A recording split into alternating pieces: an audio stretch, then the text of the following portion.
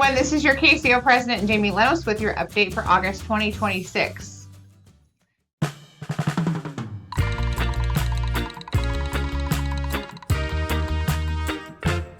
For this month's CACEO Cast, I'm very happy to welcome CACEO Board Member for Region 6, Justin Gardner. Welcome, Justin, and thank you so much for being our guest today. Hi, Jamie. Thanks for having me. Of course, and thank you for waiting for me. Behind the scenes, Justin was texting me really fun stuff because I was late to this recording. So I owe him something. So we won't talk about that. All right, cool. We'll put it on the tab. Put it on the tab. All right, I'm just going to ask you some fun questions, some professional questions, some personal ones, and just to have our members get to know you. I hope you're ready for some unprofessional answers. I love it. This is my favorite kind. Okay, Justin, what first inspired you to get into code enforcement? You.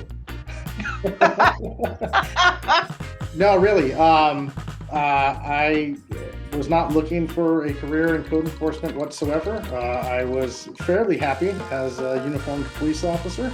But the schedule, working shift work, was kind of kicking my butt. And at that time, being a fairly new divorcee and split custody and stuff, working that shift work got a little hard.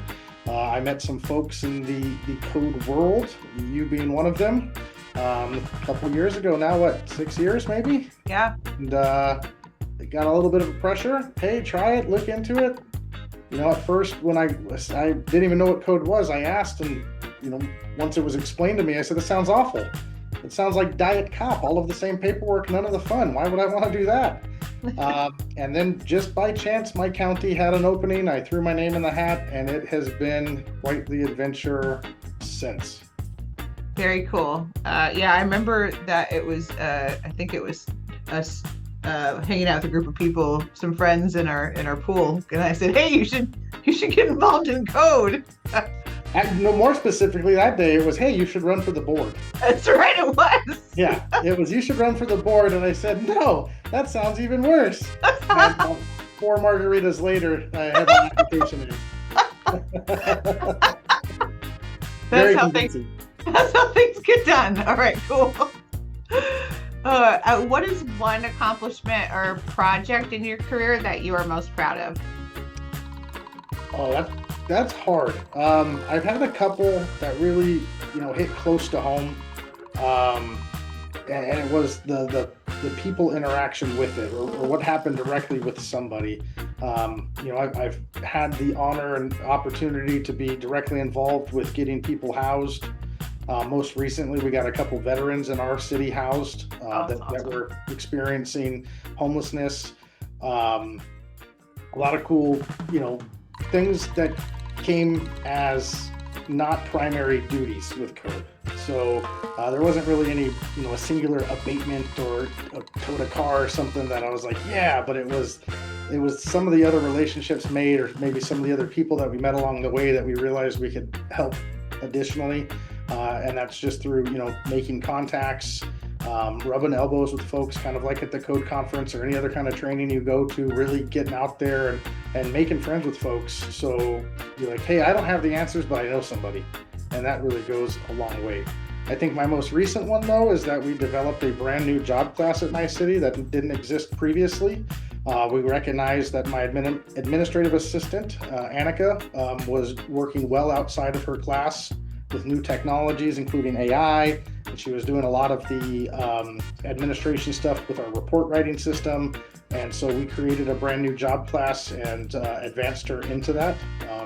And she's been with the city for over 20 years and she's gone through all the modules as an admin assistant. She's probably forgot more about code than I've learned at this point.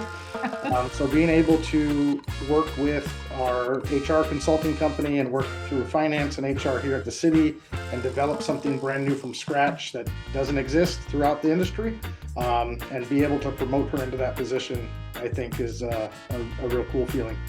I remember you talking about that in the beginning about what that would look like, and I thought that was really cool and a great way of thinking about how to get someone into this when they're kind of already doing what we're doing anyway. So one of the things I really like about you, Justin, is that you think outside the box with things, and you're so very dedicated to providing resources to veterans, and I think it's very, very much respected on my part, and I know on a lot of people's parts. So thank you. For those of you who don't know, Justin created our Veterans Committee. So he is currently working on some projects with that, and has done some fantastic things and provided resources to veterans to get employment through CACEO, through our education platforms, and then providing resources to other folks who are not in our profession that are out in the field that we meet. So thank you for that. Let's see here. Let's see a fun question. What is one thing people would be surprised to learn about you? So the one that I get the most shock out of people, because they look at me and they just assume I'm a country western fan. I am not. I can't stand country music, but I am a huge reggae fan. All right, that's cool. Now we're talking old school reggae, like Buju Banton and Sister Nancy and Yellow Man and Gregory Isaacs. And I do like I think they call it San Diego rock too, your Sublime and yes bands. But all things reggae is my jam. Right on. Sublime has a new album too. Have you listened to it? I have not yet. I've heard a couple songs. It's eerie hearing his son sing now. I know. They sound so alike. And I just aged myself when I said, have you listened to the new album? I don't even know if that exists anymore. So all right. I was picking up what you were putting down. Oh, I'm like, have you heard the 8-track? Yeah. Did you flip to side B? I mean, yeah. Like my band doesn't do any songs from side B. We always joke about it. We're always side A. And someone's like, what does that mean? I'm like, never mind. You need some deep cuts. Right, exactly. Let's see, one more question. When you're not working, what are some hobbies or passions or things you like to do outside of code enforcement? Well, most of the time it's the kids. So I spend most of my free time doing what they want to do. I have found myself to be a pretty dedicated cheer dad over the last couple of years. Otherwise, we're always doing something. In fact, recently the kids almost asked us to take a break. Like, do we have to keep going? Like, we just want to spend a weekend at home. And we're like, no. Oh, wow, I love it. Suck it up. We're going back to Knott's Berry Farm. Come on, let's go. But yeah, we are constantly on the go. Outside of that, I do enjoy riding my Harley. I am a national board member for a law enforcement motorcycle club where our prime directive is to raise funds for fallen officers and first responders and their families. And I'm very much involved in the local annual officer down ride here in the Coachella Valley. Where we raise funds for all kinds of stuff, including scholarships for kids who are maybe interested in service or going into that life of service through a police academy or fire academy. Oh, that's fantastic. Well, Justin, I appreciate you so much. Not only are you on the board, you're one of my dear friends, and I respect you very much for multiple reasons. So thank you so much for letting us bug you and answer some questions, and thanks for hanging out and waiting for me for being late today. I don't know. I think it was all a trap that you spiked the margaritas with something. Here 6 years later, and I went from brand new wet behind the ears in code, and now sitting as a code manager and on the board and all these things, and it's honestly been it boggles my mind at times to see where we're all at now versus 6 years ago, and especially in my case. Never would have seen this one coming. No, I get it. No, I've been in code for 10 years. I switched careers just like you did from law enforcement as a dispatcher, and it was like, I can't believe it's gone this way so quickly. But I get to meet good people like you along the way, and it's been fantastic. So thank you so much.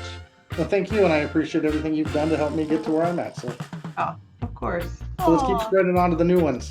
Yeah, let's keep doing it. These new generation of young code officers ready to change the world, one trash can at a time. Oh, I love it. Thank you, Justin. Have a good day. Absolutely. See you guys.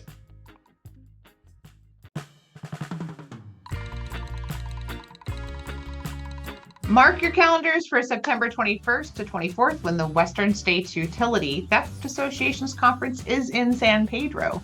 This is a great opportunity for code enforcement to meet with and collaborate with other professionals working in revenue protection, metering, corporate security, risk management, collections, troubleshooting, analytics, and more, along with the vendors you work with and those who are responsible for keeping utility equipment safe and secure.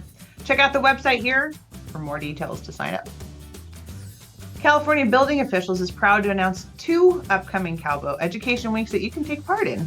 The CALBO Training Institute hosts these education weeks annually to provide continuing education, professional development, and networking opportunities for building professionals across California. The first will take place in Northern California in Burlingame from September 28th to October 1st, and then in Costa Mesa in Southern California from October 26th to 29th. Check out our website for more details and to register. Here are some important events on the CACEO calendar coming up that you should take note of and consider participating in.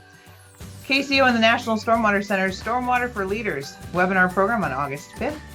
The Module 2 Academy in my hood in the city of beautiful Temecula, August 17th to 21st. Module 1 Academy in the city of Ventura, August 31st to September 4th. We also have our CACEO board meeting via Zoom August 28th. Check out the calendar on our website and app to participate via public comment. And of course, the Code Conference, Universal City, November 3rd to the 5th. Again, check out our calendar to get more details, register, and look up sponsorship opportunities available. A special note, on August 18th, check out our special webinar program on taking the fear out of public speaking and learn about how important public speaking is in our profession and how to improve and polish your skills. August 7th is National Purple Heart Day, a day to honor military service members who have been wounded or killed in action. On behalf of CACEO, thank you to all who serve and have served and who have sacrificed for our country. We have many of our CACEO board members and CACEO members who have served in the military and who have received this recognition. So just thank you from the bottom of our hearts. And finally, August is National Dog Month, a month set aside to honor and recognize our canine companions and family members, and to promote pet care and responsible ownership. So my dog Simba and I would like to wish you all a very happy National Dog Month. Don't forget to follow us on Facebook, LinkedIn, Instagram, and subscribe to our YouTube channel as well. If you have news to share with us, send it via our website, app, or send it to pr@caseo.us. We love sharing the good news about what code enforcement is doing in your local communities. That will wrap it up for August. Thank you all for your support of CACEO. We'll see you next time. Stay safe, stay cool, and stay hydrated.